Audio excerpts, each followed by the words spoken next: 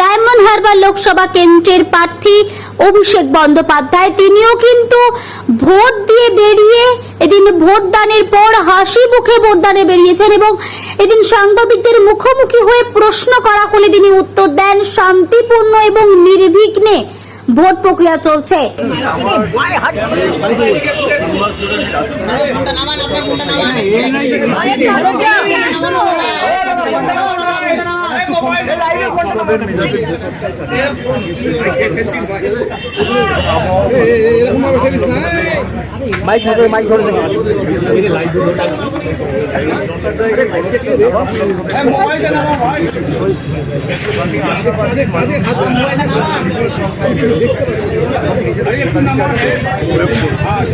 বিগত 5 বছর ধরে যেভাবে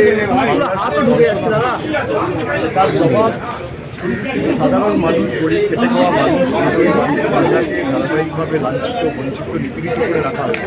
মাইকটা ধরে দাও না আমার প্লিজ, টাইমটাও একটু নামাও নিচে। মানুষের এই ক্যামেরাটা দিয়ে না, মানুষের যে কেন্দ্র সরকারের বিরুদ্ধে যে রাত,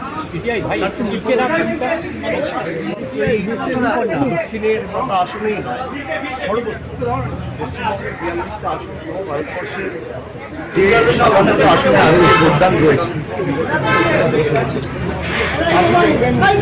যে যারা একমুখ আশা আকাঙ্ক্ষা নিয়ে কেন্দ্র সরকারকে 5 বছর আগে 10 বছর আগে নির্বাচিত করেছে, তাদের মোহভঙ্গ এবং এই যে মূল্যবৃদ্ধি আকাশ ছোঁয়ার দৈনন্দিন জীবনের নিত্য প্রয়োজনীয় জিনিসের যে ধারাবাহিক ক্রমবর্ধমান মূল্যবৃদ্ধি, এর বিরুদ্ধে মানুষ হয়।